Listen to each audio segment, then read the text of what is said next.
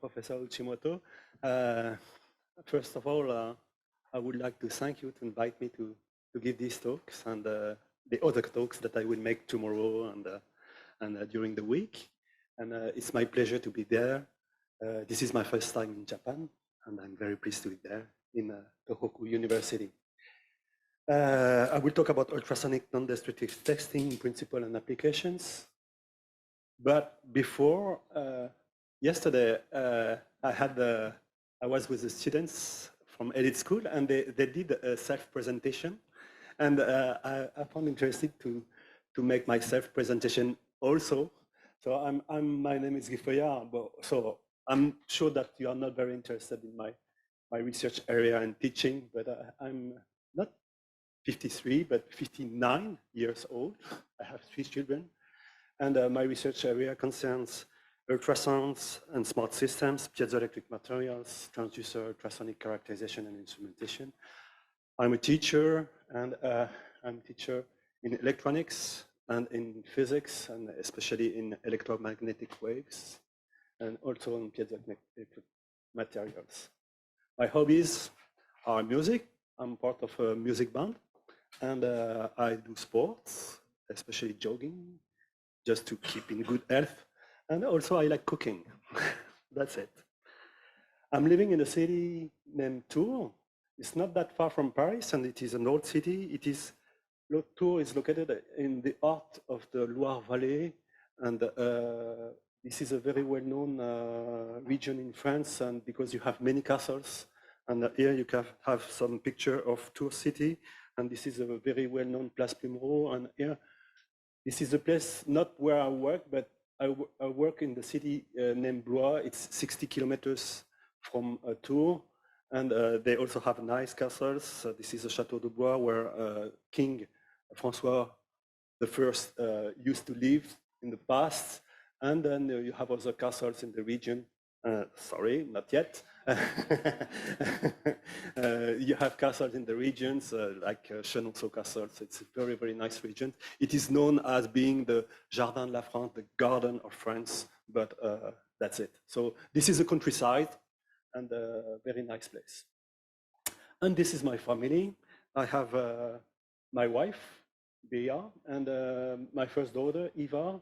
She's 30 and she's working, and my son, Paul, 28, and he's also working. And my little daughter, she's 22, and she's finishing a master's study in law. None of my children are scientists. My son is a physician, but not scientist as I am. And this is our summer house. This is an old mill located in Brittany. This is west part of France. And in this old mill, you can see they have the river in this area. And there is a very specific, this is a very specific place. This is in the mill in nowhere.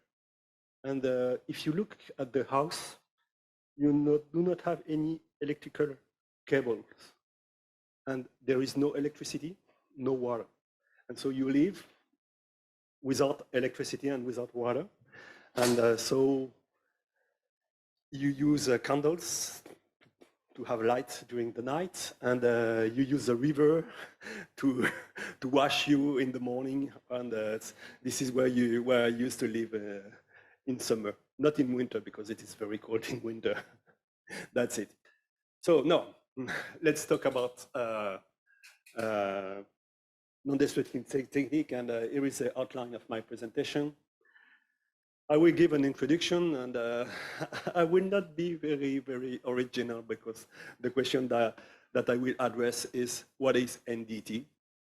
And then I will talk about ultrasonic waves because ultrasonic waves and ultrasounds are one of the major techniques to investigate materials to prevent risks. And I think that the presentation that have been done before were a very, very nice introduction to the need of doing some non-destructive testing to control and to assess the risk in some industrial structures, of course. I will talk about wave excitation and especially we do use transducers. These transducers convert electrical signal to mechanical signal, and inversely, and what are the properties and the characteristics of the transducers. And then I will discuss about ultrasonic non-destructive techniques, and how can we do some characterization and some measurements and defect localization and so on. And finally, we'll talk about non-destructive evaluation, meaning that can we assess some quantitative information from the data that we get.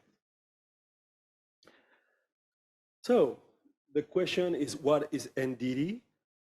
NDT, non-destructive testing, refers to an array of inspection techniques, not only ultrasounds, that allows inspector to collect data about material without damaging it.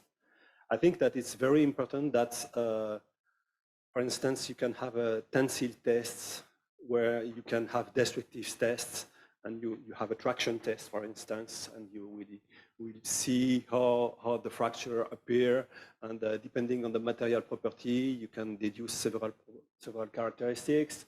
Here, very often when you are doing non-destructive testing, you are on site. And for instance, you can have a non-destructive testing of a gear, landing gear, for instance. And of course, you will not make a traction test to see if it is correct or not, of course. So without damaging it, it's very important. And the goal, of course, is to ensure, in a way, the safety of the system, and to ensure that critical infrastructure is properly maintained to avoid accidents. And this is, of course, the safety. So here you have an example of non-destructive testing on gear landing. But of course, you can control pipes, and just to find cracks in pipes, or as it was mentioned by Nicolas, measure the thickness of the pipes and estimate the thickness and the loss of thickness due to corrosion, for instance. And this is very important. But I would like to emphasize that there is another critical infrastructure that is very important.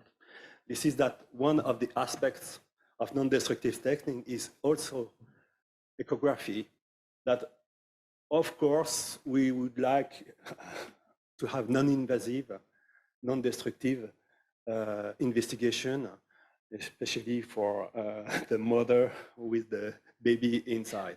So I would say that, of course, industrial aspects are very, very important, but also medical ultrasounds and medical imaging, which is part, in somehow, of non-destructive testing, is also a huge part of application of ultrasonics.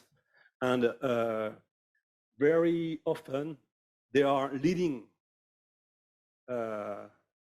techniques. Ultrasounds in medicines are leading techniques compared to industrial techniques, because there is one aspect that is very simple to understand. This is that the physician, when they use a technique and it can see it's better, it is immediately adopted, because this is for the safety of the patient. In industry, there is a little difference. When you have a new technique, first it has to be qualified. Qualified by procedures and so on and so on, and very often it takes more time. But the physician, if it sees, for instance, that it's better for the patient, he say, okay, I can use it, and protocols can be very, very rapid, of course. And especially because ultrasounds are non-invasive and non-ionizing. And the power level that you put in the patient is very low, so it means that you can develop very interesting new techniques.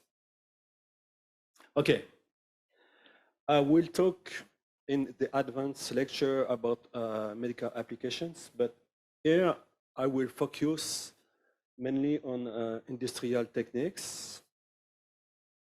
And if you look at NDT techniques, I haven't listed all the NDT techniques, but among, I would say, the popular ones, and I haven't listed all of them, but among the popular ones, of course, you have the ultrasounds.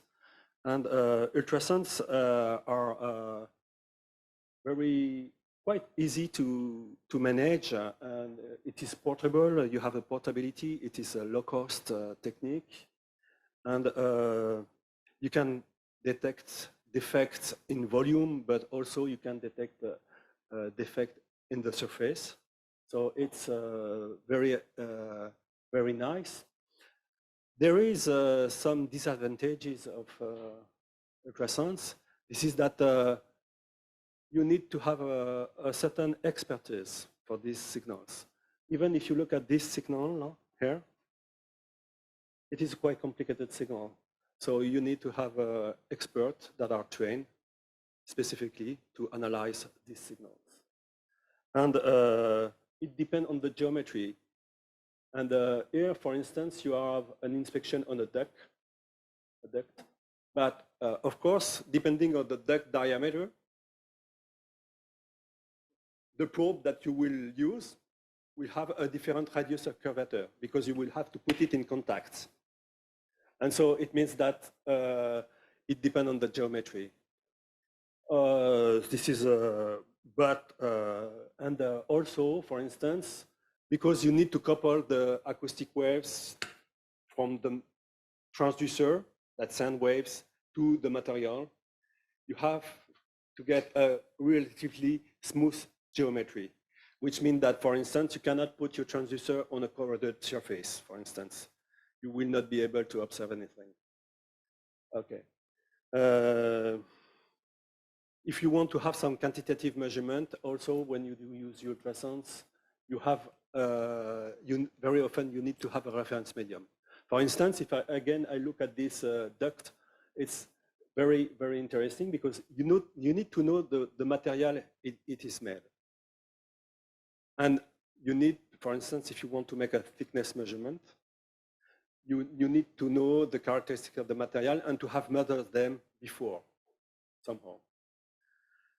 So this is ultrasonic testings, but of course, and yesterday we have a very nice presentation of synchrotron facility about X-ray radiographic testing, and X-ray radiography is also a very popular technique for imaging defect. One of the images are clear and can be discussed by multiple operators, for instance. But of course, X-ray are dangerous, and you need to be careful when you handle these techniques. And this is one of the major defects. So I would say that these are the two major techniques that are used for NDT. And of course, you also use eddy current testing. So eddy current testing is a very interesting technique, and it is based on magnetic field lines. And when you create, if you use a coil and you create a magnetic field, and the magnetic field line will be altered by a metallic surface, for instance. And if you have a crack on the metallic surface, you will observe a change in the magnetic field lines. And this is what you are observing when you are doing eddy current testing. And it's a nice technique because you can see defect in surface, but you cannot go very deep into the material. So only on surface material you can work. And there is one problem, it's nearly the same as in ultrasonic techniques, because you need to interpret the signals to determine the nature of the defect. So it's also one of the problems of eddy current testing, for instance.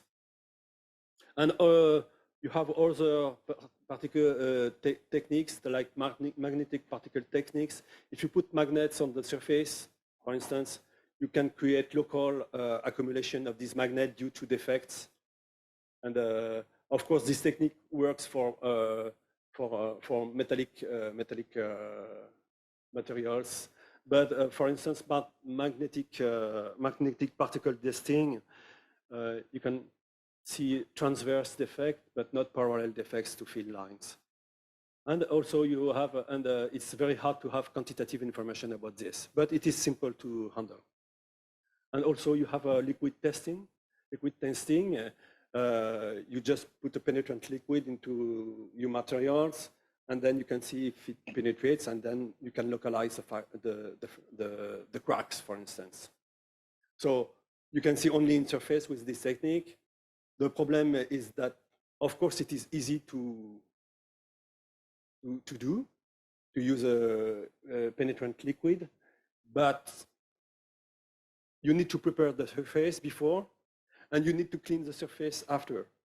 So again, it has to make a compromise about the cost you want to put in your control and the technique that you will use.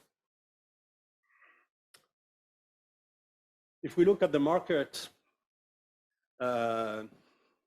so these are data that I get during summer. The market of NDT is about, it depends on the survey that you can find on internet, but it's about $8.5 billion in 2021. And if you look at the part of US techniques, it's more than half of the techniques. The main areas for NDTs are, well, North America, Europe, and Asia. And I don't know if we can really trust this growth rate, but this is what they say. I don't know. I never been confident in economy, you know. And here you have some market share for different techniques. Just to mention another technique that I haven't talked before, this is the acoustic emission. And this is also an important technique that is used where the idea is just to listen on your sample. For instance, you can imagine that you have a sample that is submitted to fatigue. And then if you think about the fatigue, you have some mechanisms that appear, like creation of dislocation and then consolidation of the materials that appear. And you have cracks. And when you have a crack that appear, it creates a sound. And when you listen this sound, you can get information on more cracks you see, more cracks you hear. Of course, it's an indicator of the aging, for instance, of the material or of the process. It's not exactly non-destructive testing, but it is, in a way, it is non-destructive testing.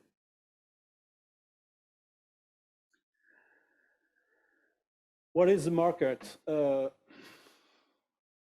In industry, well, I think that one of the biggest problem is the flow detection and leak detection. So we had the nice talk from Nicolas before about the damage of corrosion and leak that appear in several reservoirs or tanks. And so these are the main aspects. Dimensional measurement is also very important to respect criteria. And when you have done these three, you have done almost most of these of the NDT in materials. But of course, you can go further, and you can estimate physical properties, look at the chemical composition, and also by ultrasounds you can do some stress and structure analysis.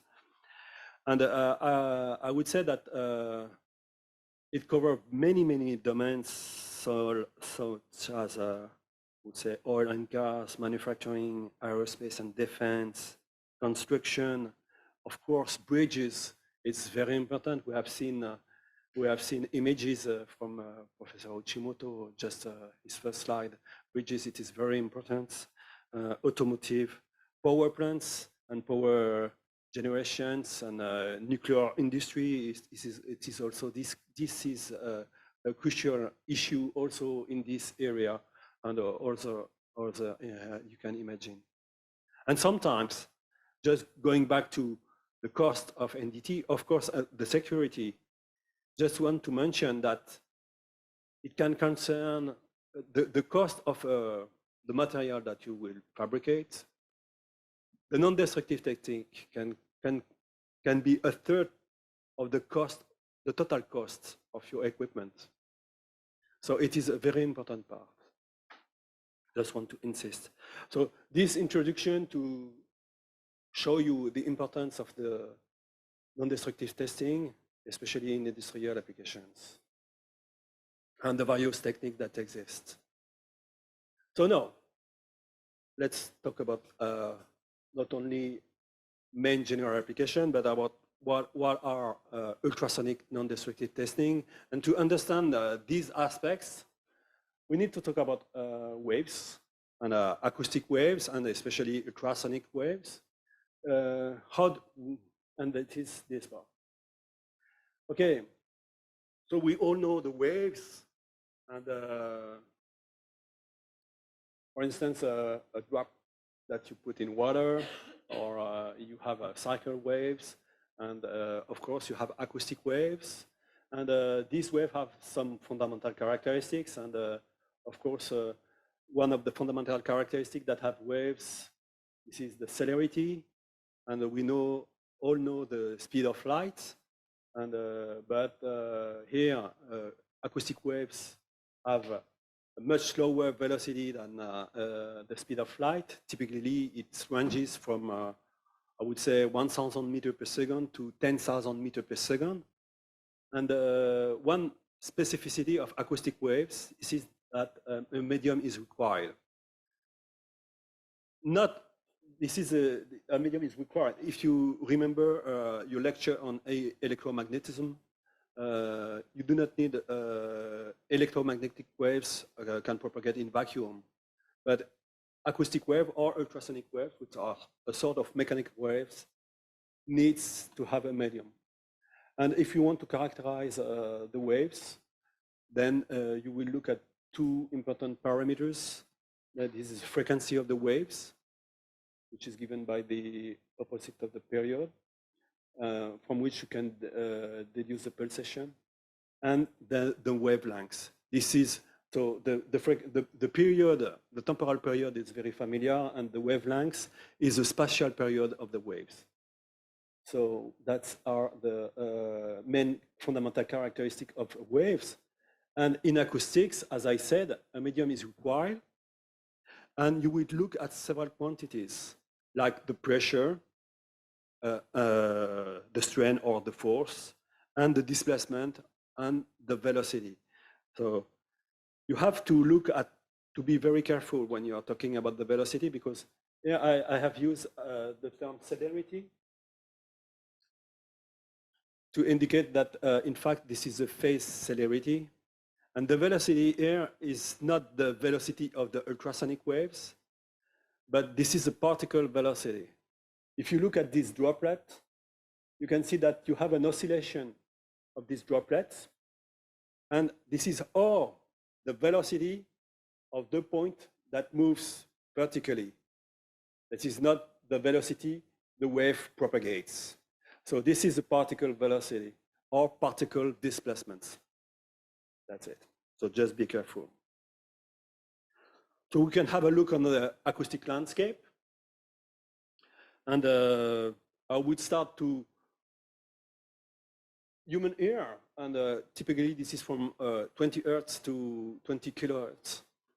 And where you have the human ear. And I would say that when you become older, your frequency bandwidth tends to reduce. So I do not have the same bandwidth in terms of human hair. My human hair is human hair characteristic bandwidth is not that yours. Below you have what we call infrasounds, and infrasounds, and even below you have seismic waves. These are kind of acoustic waves, seismic waves, of course. And infrasounds can be quite dangerous. If you remember, maybe you have read, some of you read Tintin, l'affaire Tournesol, and this kind of infrasound machine. And because the resonant frequencies of soft part of the human body, like the liver, for instance, have resonance around 2 or 3 hertz. And of course, if you put your liver in resonance by an acoustic waves, you will find it will not be very nice. So it can be used as a weapon. But if you go higher in frequency, then you have, of course, several animals have used frequency, like bats or dolphins, and bats in air. And you can see that none of flying animals, bats, typically use frequency up to 200 kilohertz. 200 kilohertz, which is quite a maximum, because you have to know that in air, ultrasonic waves attenuates quite rapidly with the frequency. And it means that higher you go in frequency, higher is the attenuation of the ultrasonic waves, which means that the propagation path that you can investigate becomes shorter and shorter. And if you want to examine few meters, you cannot go much higher than 200 kilohertz. And then very often, then you propagate in water, and then you have dolphins that are using sonars. And sonars are used that is what we call underwater acoustics. It is called for, of course, defense and submarines and so on. But also it is also used for fishing, for instance, and for localization. And then starting from, typically sonars starts from, I would say, 100 kilohertz to a few megahertz. And then you have industrial and medical applications. And these industrial and medical applications ranges from 0.5 megahertz to, I would say, 50 megahertz. And this is the frequency range we are talking about when we are talking about NDT ultrasounds very often. And typically this is between 1 and 10 megahertz, but let's say between 0.5 and 50 megahertz. And even you can go higher in frequency. And for instance, if you look at, I haven't got my mobile phone with me, I left it on my seat, but in your mobile phone you have surface acoustic wave filters that operates at 2.4 gigahertz. And they are based, these acoustic wave propagate on single crystals. And they are used for filtering. So you can go even higher in frequency, and think that you can go even higher and higher, up to 60 gigahertz, without any application at this time. But we can propagate ultrasonic waves to very high frequencies. So now let's describe what is an acoustic wave. You have a particle displacement, and of course you have the first type of wave that you have. This is what we call longitudinal waves. So these longitudinal waves, you have an oscillation of the particles around an equilibrium position, and you can see the wavefront that propagates. And this wavefront propagates is parallel to the direction of propagation.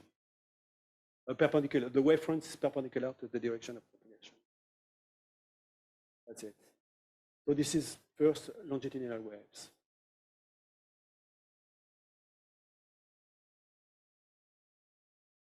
The second type of wave that you have, and this type of wave are transverse waves. So transverse waves, in fact, to have transverse wave, you need to have a shear movement. you have to have a shear coefficient. So this is friction between particles. And here, you have oscillations of your waves, and you have the wave fronts that propagates, and due to the shear movement. Here again, the oscillation of the wave is perpendicular to the direction of propagation. While on longitudinal waves, the oscillation of the waves, of the particles, sorry, is parallel to the direction of propagations. So you have shear waves. And this shear wave exists where you have a shear coefficient. And of course, in fluids, you do not have shear coefficients. So in air or in water, in the first approximation, you don't have shear waves. You only have longitudinal waves. In solids, of course, like this table, you have shear waves. In metals, you have shear waves and longitudinal waves. So these waves are propagating in an infinite medium. These are the two types of waves that exist. But very often, you do not have an infinite medium. So you have, for instance, a semi-infinite medium. And you have, for instance, you can imagine that here, this is a metallic plate. And on this metallic plate, it is considered as being a semi-infinite medium. And on the top, you have air, for instance. And then you can propagate other types of wave. And the typology of waves can become very complicated. But for instance, in this case, we have what we call Rayleigh waves, or surface Rayleigh waves. Rayleigh was a famous scientist who worked on acoustic waves, and he gave his name to Rayleigh waves, and that's type of Rayleigh waves. And here, what is interesting, this is that if you look at the wave that propagates on the surface, then the amplitude of the waves decreases as the penetration, as a function of the penetration in the material. So what you can address as a question, what happens if now my medium is not semi-infinite, but if I decrease the thickness, here it's nearly zero, it will be within two wavelengths, you have an exponential decay. So within two wavelengths, you have no more signal into the material. If I decrease the material to less than two wavelengths, what happens? Then what I will create, I will create plate waves like this. If the thickness of the material, just trying to put them in operation. Then you can create plate waves, and you will examine these waves. And in fact, you can propagate these waves and look at the interaction of this wave with defect, for instance. So, for instance, surface wave will be very interesting to examine surface defect. Plate wave, you can examine defect in the volume as longitudinal wave or transverse wave. So the type of wave that you will use is very important for NDT analysis or ultrasonic non-destructive analysis.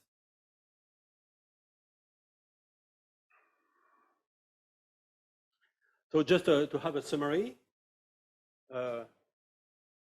you have volumic waves like longitudinal waves or transverse waves. You have guided waves. This is Rayleigh wave, Rayleigh surface wave, or land waves. And the choice of the wave will be a criteria for the type of non-destructive technique you want to carry out. Okay, so let us give some inputs about the ultrasonic celerity. So in fluids, the celerity is related to the compressibility and the density of the materials. And it's given by this formula. While in solids, it is related to the, I would say, the Young modulus and the shear modulus of the material. But again, it is also, you take into account the density of the material, of course. And here are some examples that you can have of celerity into several materials. In air, of course, about 340 meters per second at 20 degrees. In water, celerity is about 1,500 meters per second. And in materials that are very often encountered in industry, like in aluminum or steel, it's around 6,000 meters per second for longitudinal waves, and around 300 meters per second for shear waves. Okay. Just give us some information about the waveform characteristics. Typical waveform characteristics is given here. So maybe this will remind several lectures that you may have had in the past. But you have plane waves. You have and the typical form from plane wave is a temporal spatial dependence being in the form of T minus X over C, where C is the celerity of the material. You have spherical waves. And these spherical waves, in terms of mathematics, are very important also, because if you want to analyze or you have the diffraction of ultrasonic waves due from a source, you can use these spherical waves to apply the Huygens principle and to characterize the diffraction pattern of waves. And, but very often in materials, you have attenuation that can be related to diffusion, to viscosity, many mechanisms that exist.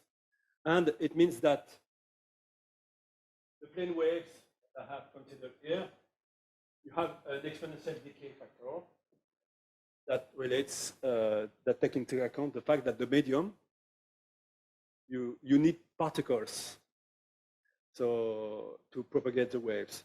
So you have friction between particles.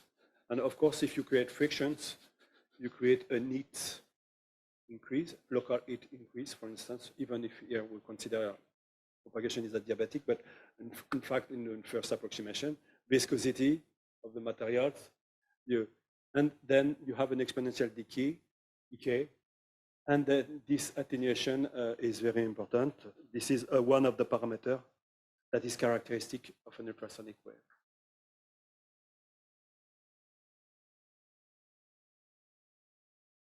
So here are some characteristics of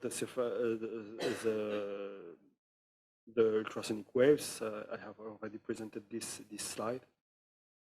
Just to mention that surface waves have celerities lower than the transverse celerity. So one aspect that is very important, if we want to examine the propagation of ultrasonic waves, is transmission reflection through interfaces. Because you can imagine that here you have a transducer, and here you have your propagation wave. So you have a wave that comes from medium 1 and that goes through the medium 2. So here I will define a parameter that is very important. This is what we call the acoustic impedance of the propagation method. For a plane wave, this acoustic impedance is given by the product of the density by the celerity. And it is more or less equivalent to the refractive index that you know in optics. This refractive index will allow you to calculate, for instance, transmission reflection through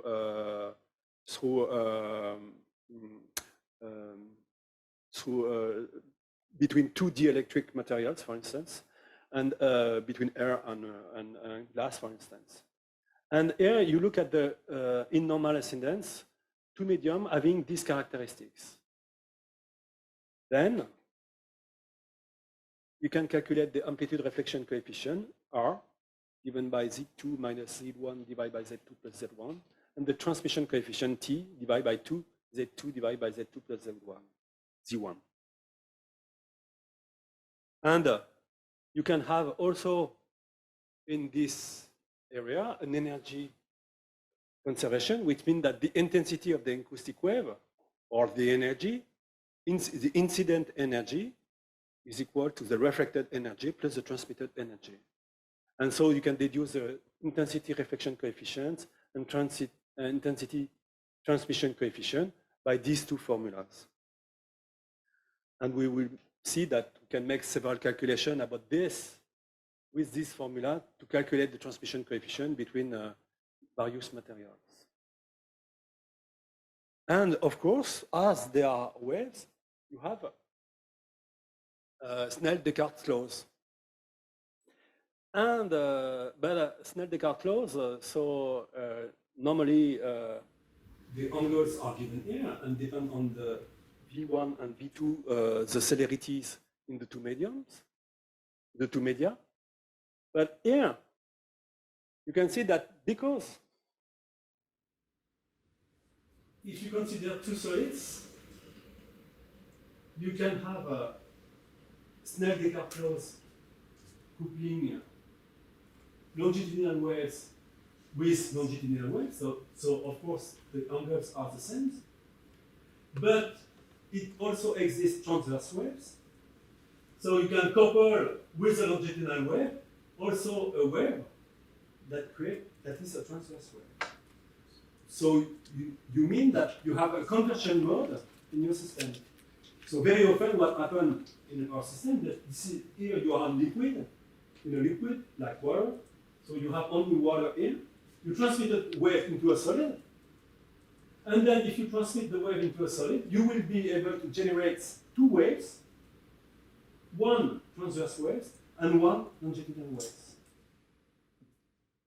And which means that the analysis of the signal that you will see at the end will include not only the original longitudinal wave that you have, but also information about the transverse property of the material, which means that you need to be an expert to analyze this signal.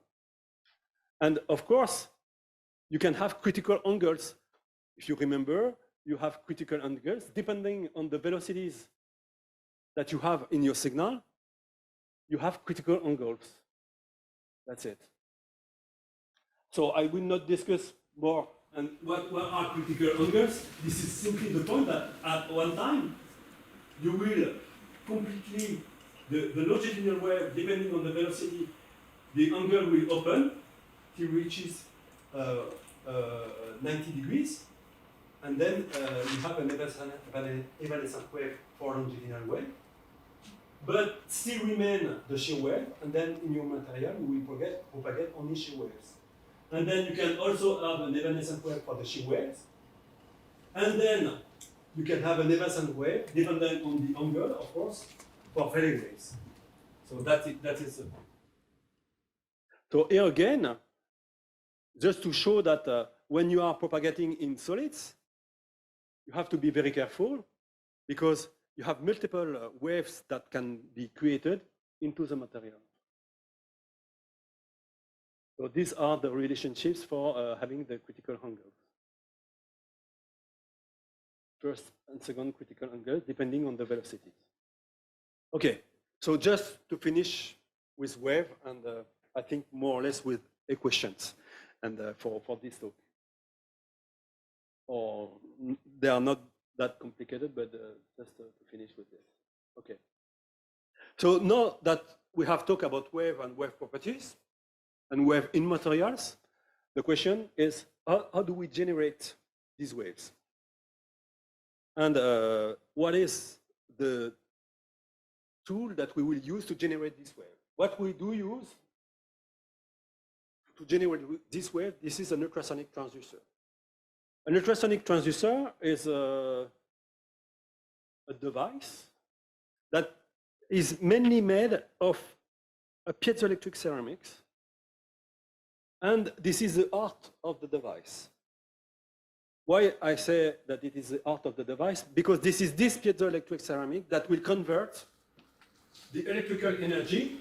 You send here a pulse, an electrical pulse, that will convert the electrical pulse into a mechanical pulse and into an acoustic wave or ultrasonic waves.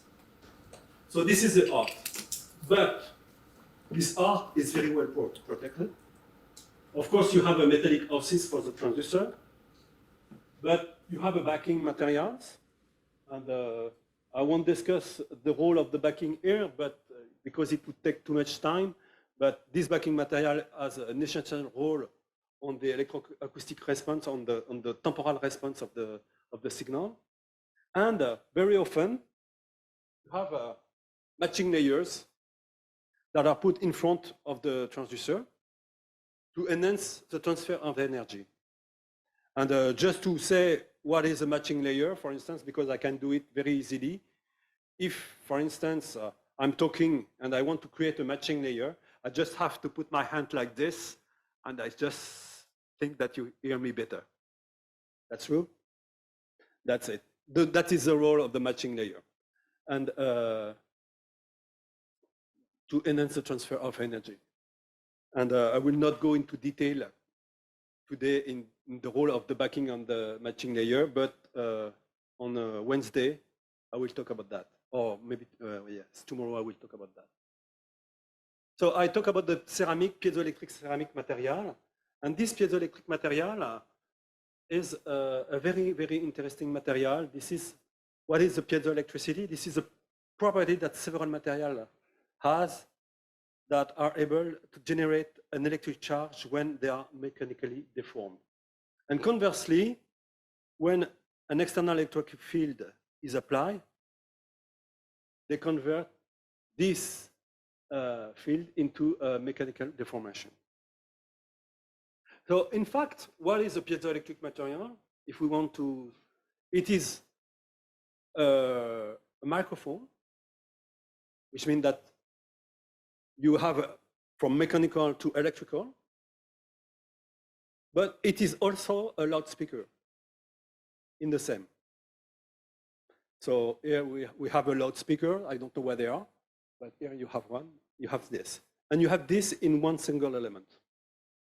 So this is both a microphone and a loudspeaker.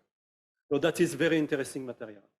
And this material was discovered by Pierre and Jacques Curie brothers in 1980. And just to mention that when they did these experiments on piezoelectricity, they were what we call,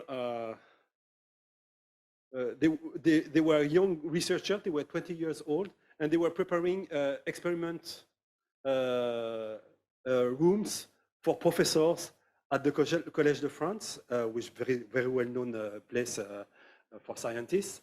And they were only 20 years old when they discovered the piezoelectricity. Of course, the Curie brothers are more known because of the work with Marie Curie on the radium, of course. Application of the piezoelectricity is very wide. You can have the converse effect for actuators, loudspeakers, sonars, motors, and so on. You can use direct effect for microphones, accelerometers, hydrophone, energy harvesting, passive sensors. You can look at these keywords and you will see associated to piezoelectricity, for instance, it's interesting. And you can use both effects, like a clocking filter. Don't forget that all our quartz watches are using piezoelectric crystals as a clocking. Sensors, physical and chemical, and ultrasound medicine industry. Okay, so now let's do some very simple calculations. What is the vibration of a piezoelectric ceramic? If I look at a vibrating string, you can see that the resonance mode is given by half the wavelength. And this is the first resonance mode. And in our piezoelectrics, this is the center frequency of our material. So the center frequency of the material is given simply by the celerity divided by 2 times the length of the ceramic. So in our systems, typically, a ceramic has a celerity of 4,000 meters per second. You will consider a ceramic having a thickness of 1 millimeter, and then you get a center frequency of typically 2 megahertz. And this is typically the frequency range for ultrasounds in NDT and medical applications. So dimensions are quite interesting. So there is, you can see immediately one of the limitations of these techniques, of this type of transducer for high frequency application, because if you decrease the thickness, of course, at one moment you will get 1 micrometers. So if you want to get to operate at 20 megahertz, you will have 0.1 millimeters. And then at 100 megahertz, you will have 10 micrometers. And handling a 10 micrometer thin plate, it is very difficult. So it is limited in frequency to 50 megahertz. This is a limitation frequency. What are the characteristics of the transducer? Well, here you have a typical pulse echo response of a transducer. So you send a wave, and then you receive the wave, and you look at the signal. So you send an electrical pulse, and this is the response that you have. So you will look at first at what we call the axial resolution. And typically, the axial resolution is given by this formula. So it ranges depending on the frequency from few millimeters, from few 0.5, 0.1 millimeter to few millimeters, depending on the material. And associated to the pulse duration, you have the bandwidth of the signal, and or the fractional bandwidth, which is given in percent. And typically, an ultrasonic signal has a frequency response that is between, let's say, 1 period to 2 or 3 periods. These are the characteristics of a good transducer. And of course, you will look at the pulse duration, and you can calculate the axial resolution into steel, for instance, or into water to get the idea. But typically, it is between 0.1 and millimeter, and I would say few millimeters, depending on the frequency and the pulse duration.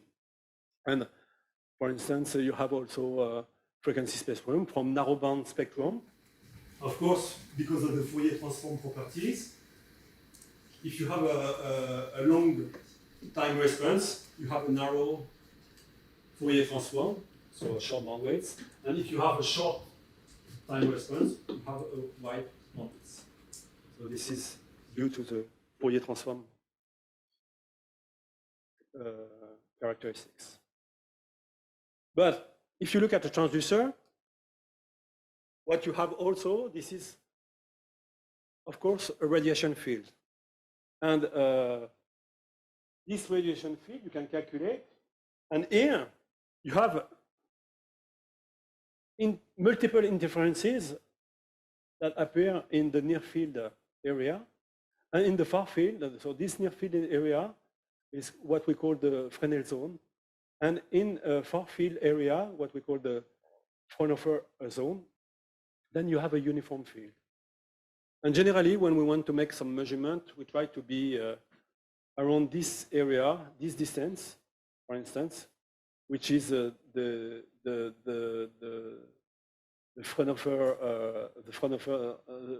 limit of the Fraunhofer area, Fraunhofer zone. And another point that you have to take into account, and that was funny to say that because yesterday there were a question about the variance of the X-ray, and the professor discussed the units, and he divided by an angle. And this angle, in fact, is directly the beam spreading of the X-ray focus.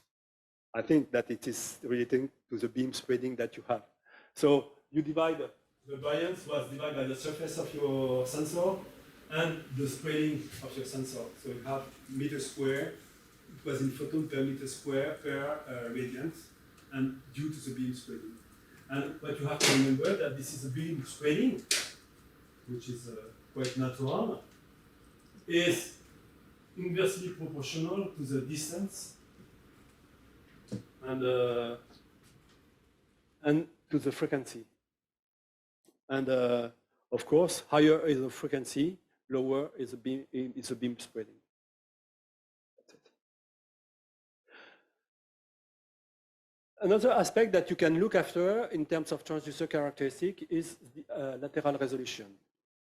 So lateral resolution can be described as follows. If you look at two targets, and these two targets are close, you can see that if you move the transducer, you will be able to separate the two targets. But at one time, if the two targets become closer, you will not be able to separate the two targets. So you can then define the axial resolution by the beam width, the ability of your width, your transducer to separate two targets that are very close each other. And this is the axial resolution. And of course, what I'm talking about, this is for a single transducer. And a plain transducer.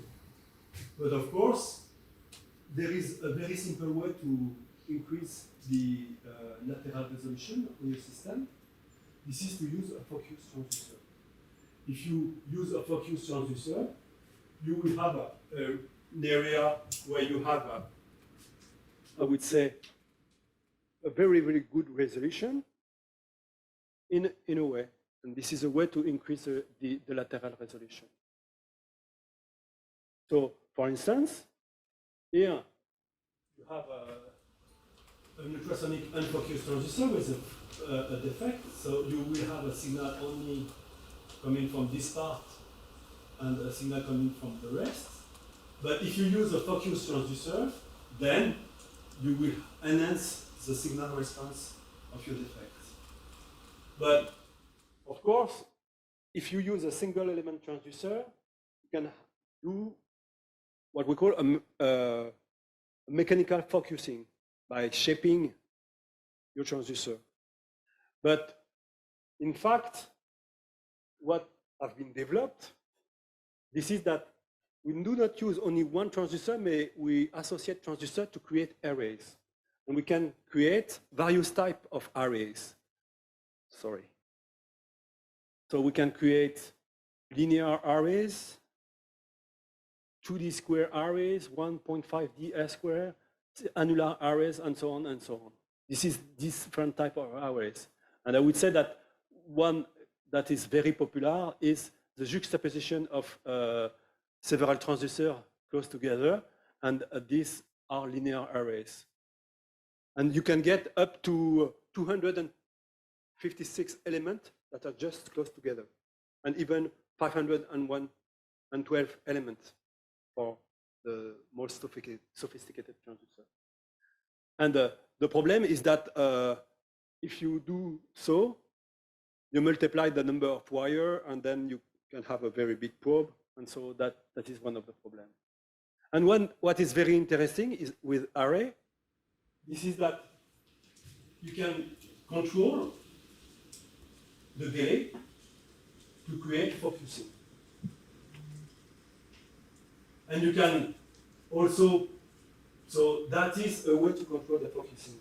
And you can control the focusing not only when you receive the signal, but you can control the focusing when you generate the signal, but you can control the focusing when you receive the signal also. So you can increase the resolution all along the propagation path of the ultrasonic waves. And here, for instance, you have an example of ultrasonic probes, array probes that are used in NDT. Is it okay? Yeah? Okay, so let us continue. So now that we have talked about ultrasonic waves, about wave excitation and generation and detection, and now let's talk about non-destructive techniques. So the basic principle is as follows. You can use either one or two transducers when you want to make material characterization. And for instance, imagine that you have a sample here, and you want to make its characterization or to control. You will send an ultrasonic wave, and then you received this wave, and you try to analyze the signal, the temporal signal. But there is another option. This is that, for instance, you use a transducer. The receiving and the transmitting transducer are on the same side of the sample, because you cannot access to this part. You will put your receiving transducer on the same part, and we will look at the transmission reflection through the material. And another alternative technique is to use what we call pulse echo technique. You send a pulse and you listen, and you look at the signal. That's typically the technique that you can use. And here, for instance, I said, okay, I have my material, it is separated from the transducer, so it means that I need to have a propagation medium in this area, and very often it is liquid. But you can imagine also all this, with, especially with this figure and this figure, where you have the transducer, exactly, that is coupled to the sample. And for instance, you can use this technique for thickness measurement. So the basic of thickness measurement is very simple. You send a pulse, and then the wave propagates, and you have a round trip. And the time delay of your pulse between 0 and the signal is given, or depends on the round trip 2 times the thickness and the celerity into the material. So you can deduce the celerity, the thickness of the material by this simple formula. What is the problem? This is that when there are several problems, when you use contact transducer, you need to use a coupling like oil or aqueous gel that you can use. And when you use transverse, you need a coupling only, because, as I said, in air, ultrasons do not propagate very well. And also the transmission refraction coefficient is very high between a ceramic transducer and the air. So you need to use a coupling system like a gel or a honey or shear waves.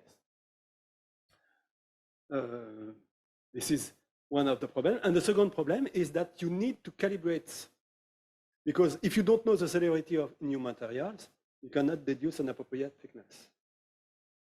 So this measurement can be done from one side, and you can access only one side. It's very nice. It's completely non-destructive. This is highly reliable. Generally, we know the material, especially when you are fabricating pipes. For instance, you know the materials.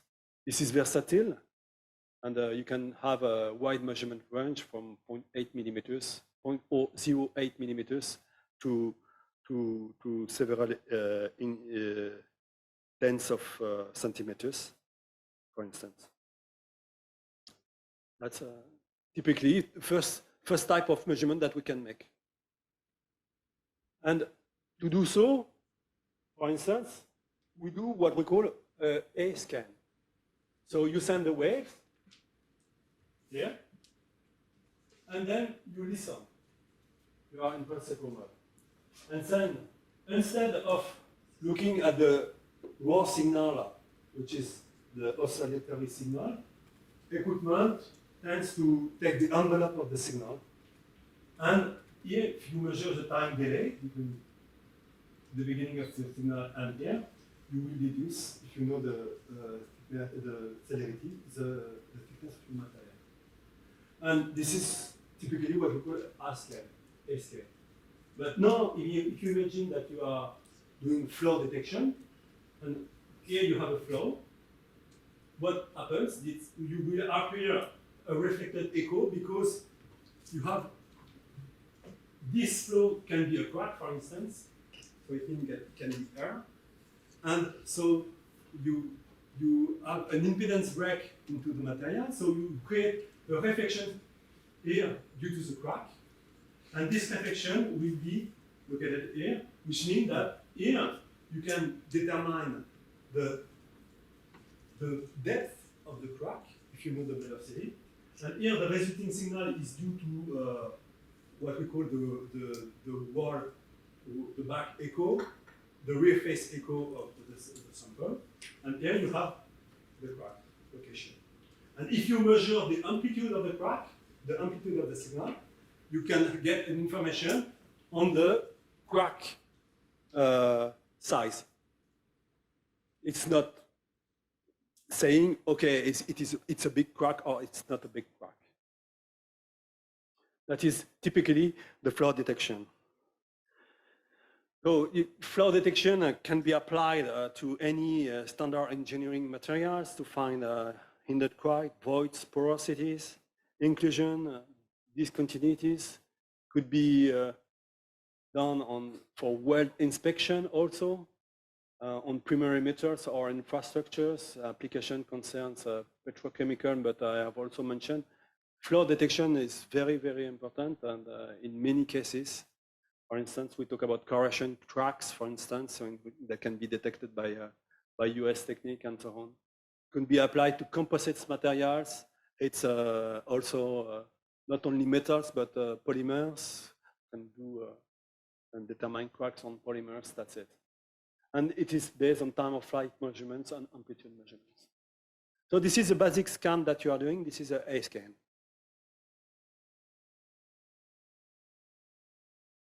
Now things can become more complicated to detect crack, for instance, because here you use wedge transducer. And this wedge transducer will be used to analyze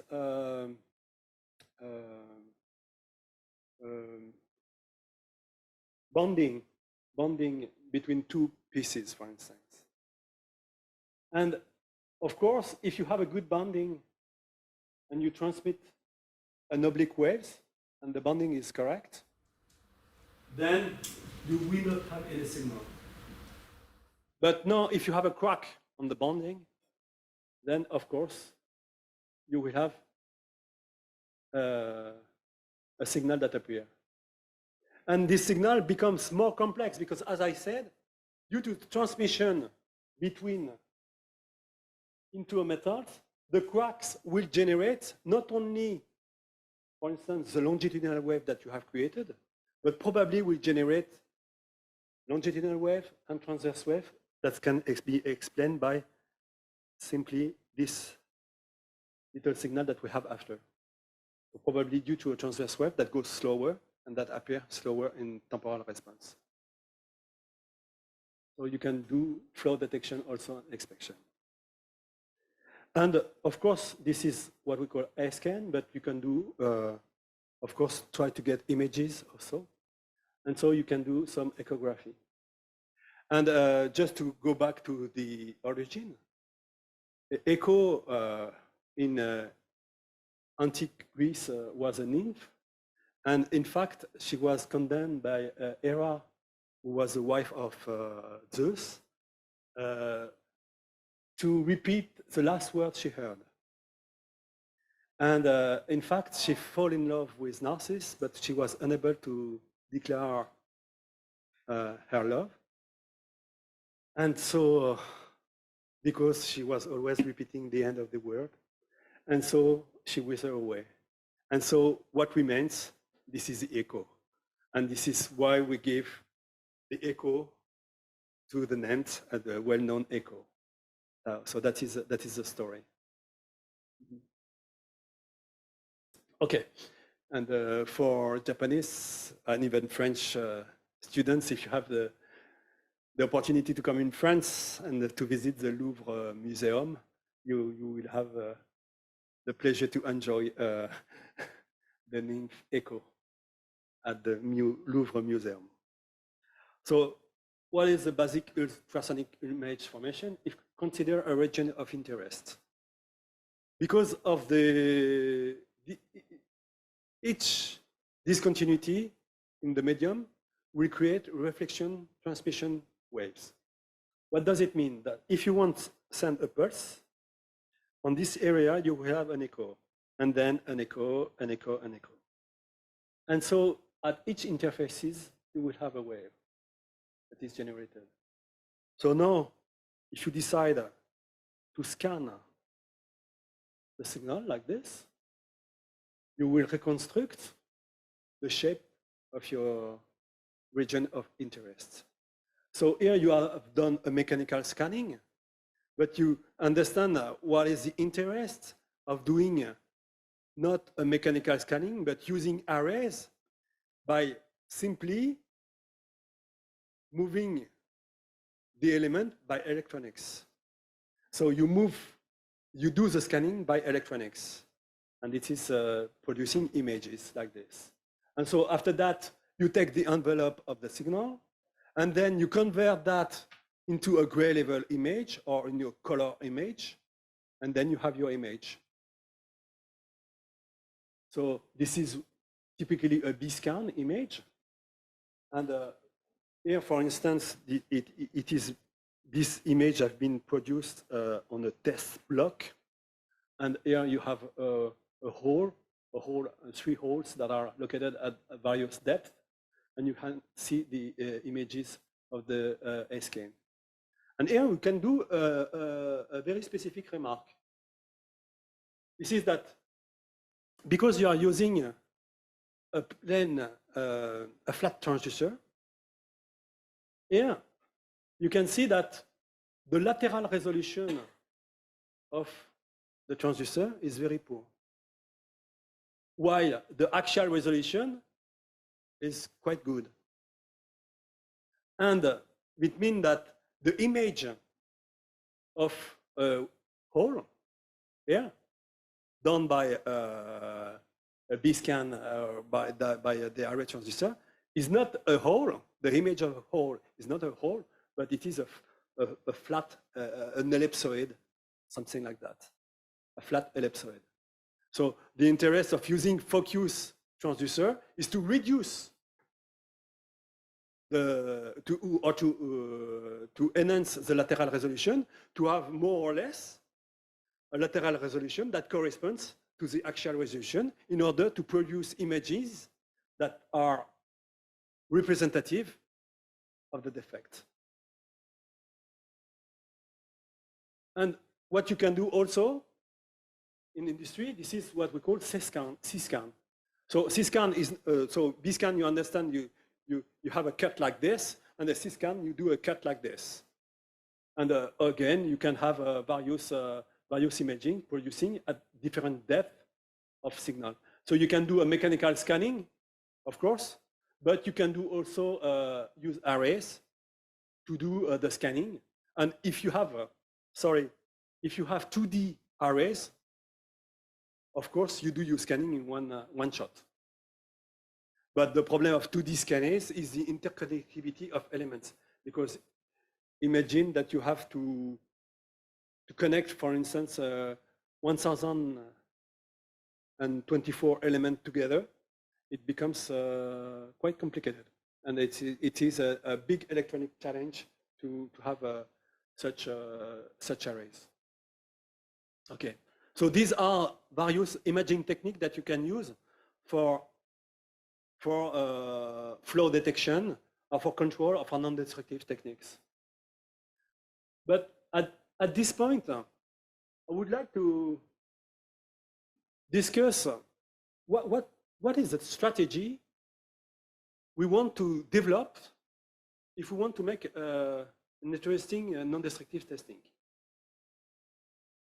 I think that it has been emphasized by other speakers.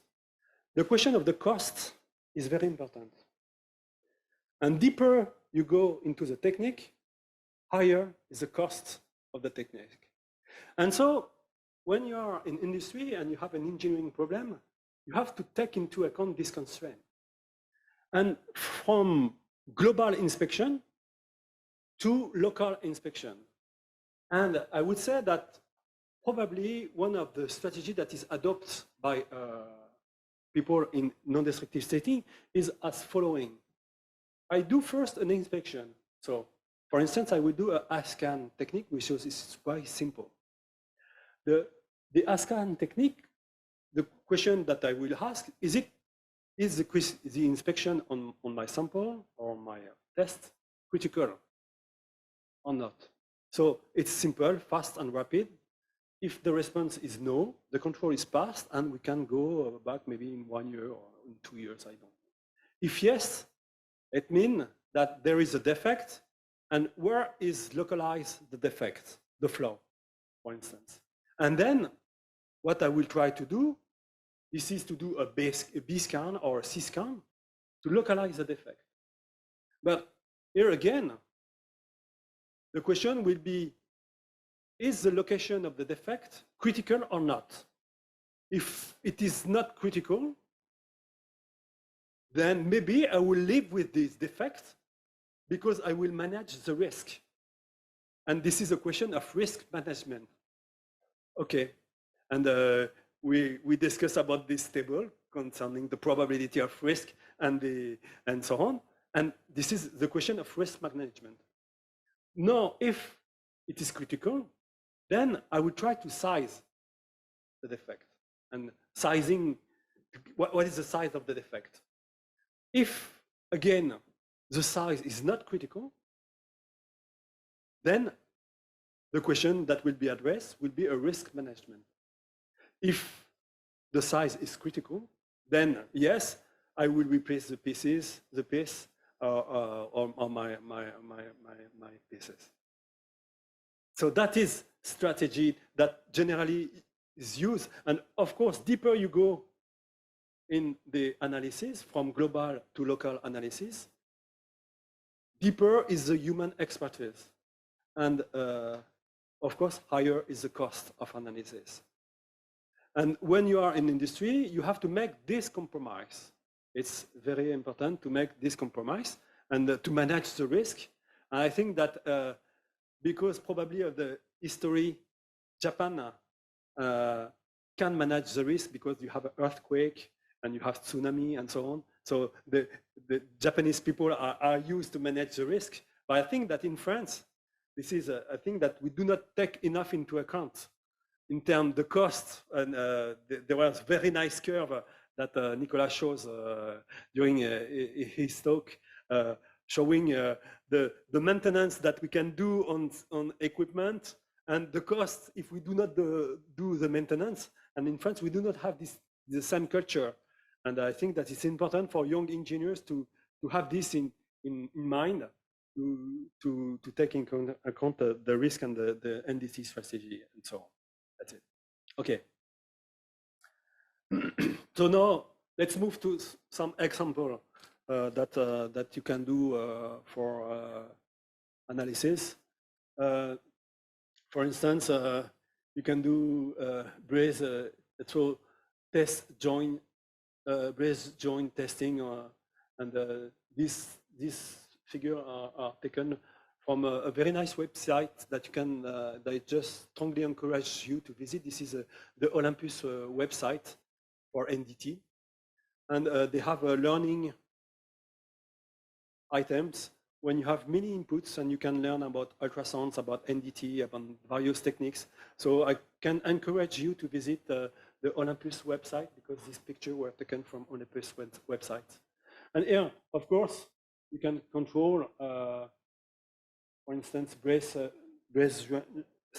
testing by measuring the thickness. And here, for instance, you have a good bracing. And here, because probably you have a hair bubble, you have a bad brace.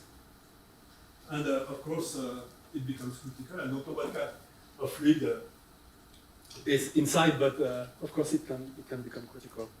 Here you are using a very small transducer. Just to mention that again it's a specific transducer with a specific shape, with a transducer mounted on delay line.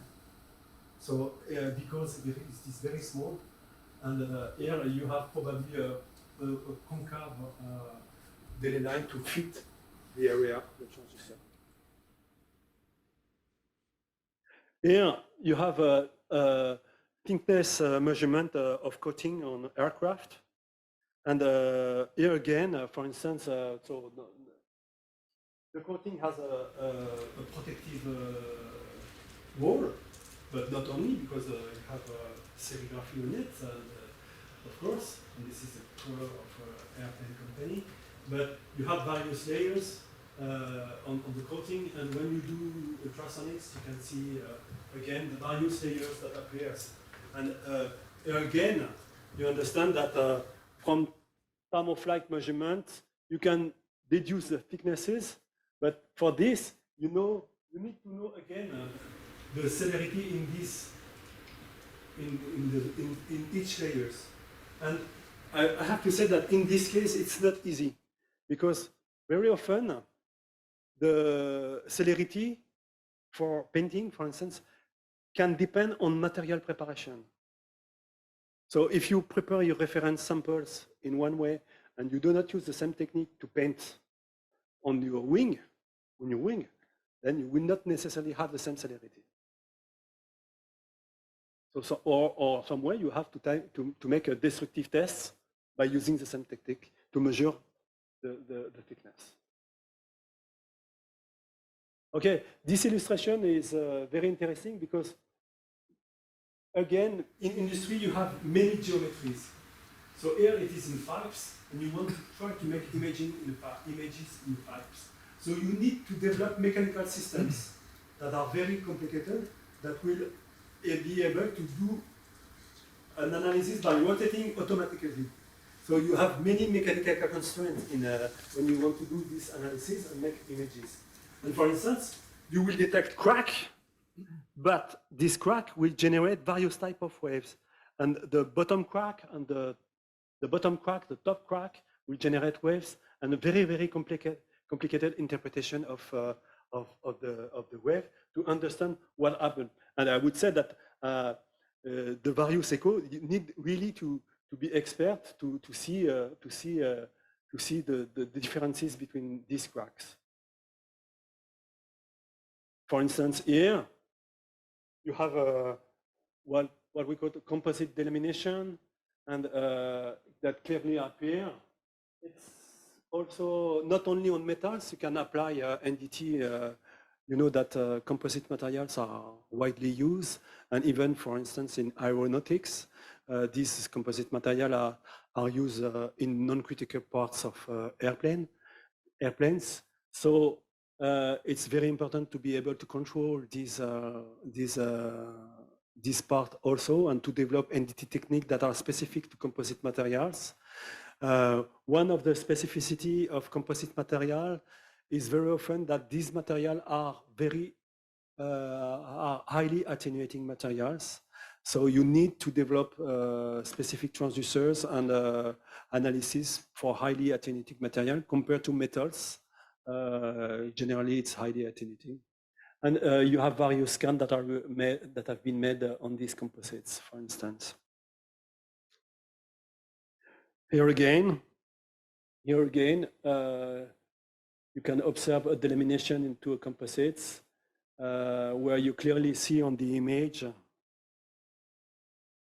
here the presence of the delamination that is given here by this image. Okay, by doing the scanning. That's it. The control of tubes or pipes is very important in NDT because of the corrosion, because many fluids are carried out by tubes and by pipes, duct, and so on. So it is very important to develop imaging techniques of these tubes.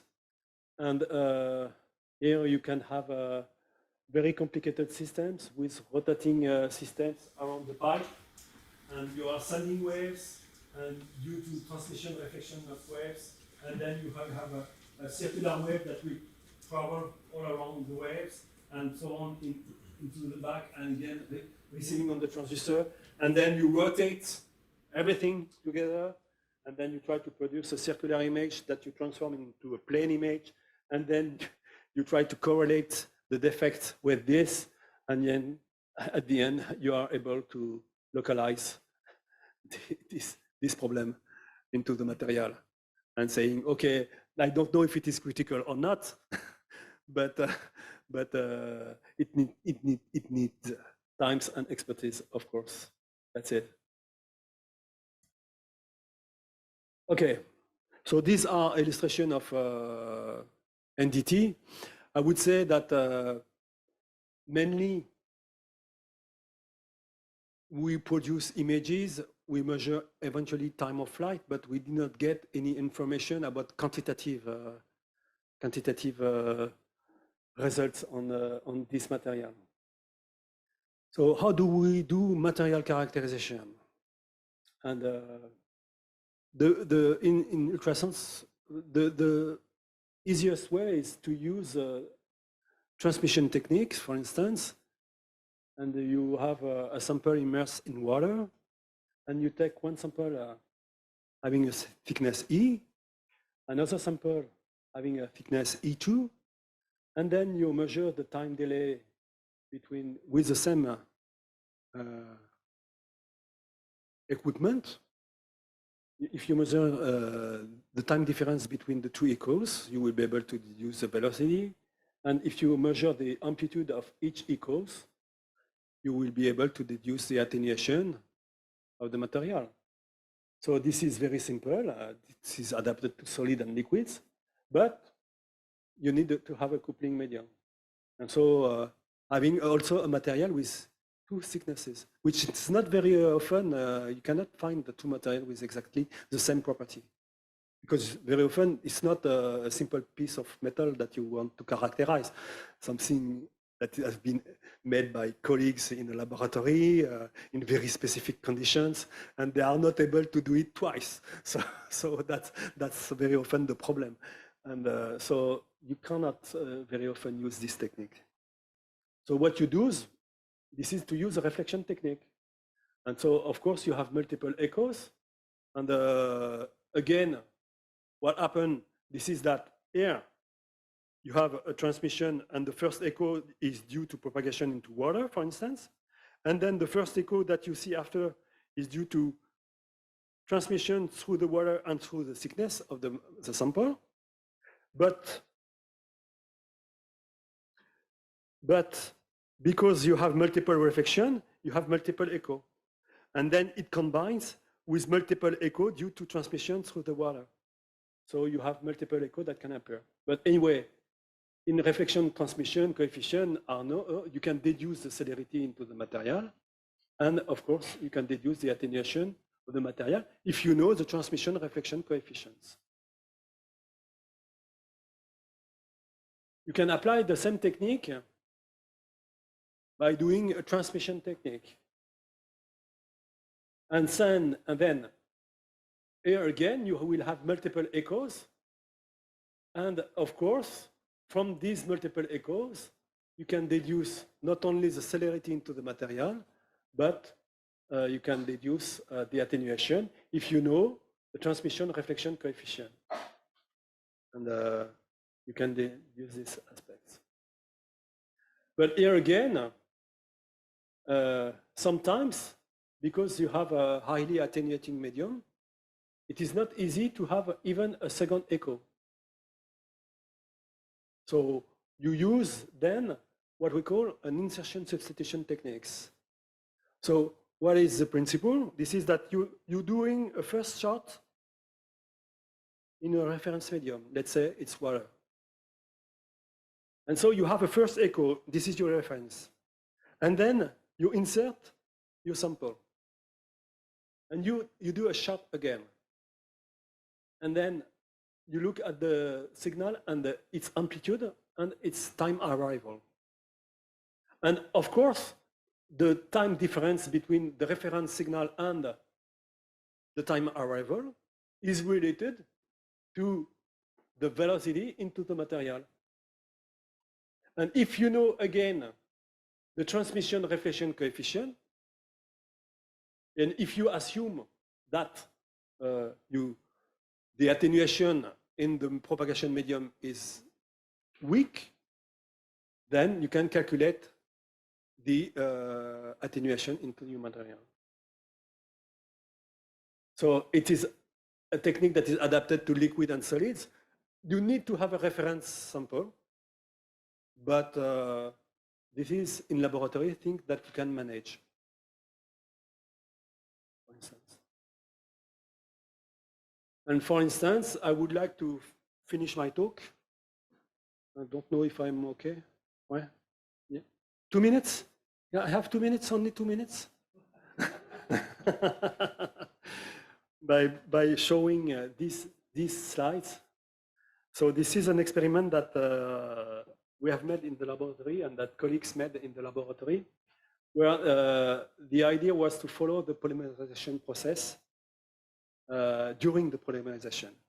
So you have a transducer, yeah, and it is put on the rear face on an aluminum plate, and on the top face, so it is vertical, it is put at the horizontal, of course, and you have laid on an epoxy resin, and you look at the evolution of the polymerization process by measuring the reflection coefficient and the various echo that you have in your signal.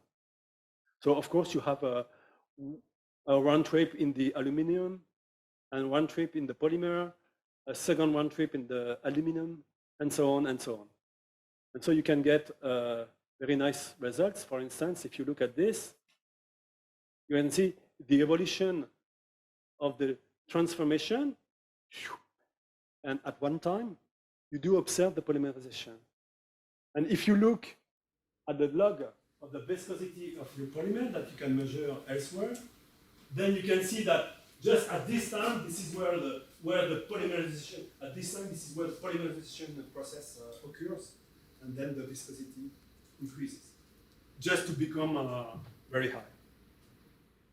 So this is a kind of thing that we can observe. And for instance, so we can relate now having real quantitative ultrasounds, looking at how the velocity change as a function of the time, and which means versus the polymerization. You can see that the velocity moves from, let's say, 1700 meters per second to 2500 meters per second. And here you have the phase change here. And what is very interesting that during the phase transition from viscous liquid to solid, you have an increase of the attenuation phenomenon, and then a drop of the attenuation into the material. That's the kind of thing that you can do. And now, dear Shimoto, I will conclude. Just on time. As a conclusion, I would say that non-destructive testing is essential to maintaining the safety and the security of numerous systems that concern industry, power plants, automotives, aeronautics, and among the different techniques, ultrasounds occupy a prior place as being non-invasive, non-ionizing techniques and low-cost techniques. In industry, the transducer have to fit various shape according the numerous geometries that we can encounter in industry. And I would say that, for instance, if you are talking about medical applications, you have much less probes in medical applications than in industry. Why? Because the skin is conformable. And so you can just press a little to have the coupling. So you can use a plane or convex probes. And so you have few probes in medicine, but not in industry, because a pipe is seldom conformable. In addition, of course, you have to consider the wave characteristics, and which means that it's tricky. The frequency, the bandwidths have to be considered when you are doing non-destructive testing. Very often, signals or imaging are complex, and you have seen some examples, and need to be analyzed by experts. I have to mention that these experts are certified by external structures. So you cannot come on and say, I'm not able, even if I'm able to read an ultrasonic signal, I can't say that I will say, okay, this piece is okay or not. I need to be qualified and to have certifications. You have an operator dependence that exists, depending its experience. And as I said, in several cases, the control can reach 1/3 of the equipment. It can be very, very high. In terms of imaging techniques, 2D and 3D imaging techniques are very promising, as well as quantitative ultrasounds. And I have to mention one point also that is very important, not only in NDT, but also in medical imaging. This is a IA as a support to operators. There is also a rising an uncontrolled buying interest, and to be an aid in the diagnosis. No, so this is one of a major trend of NDT analysis is the use of IA to help in the diagnosis. Thank you very much.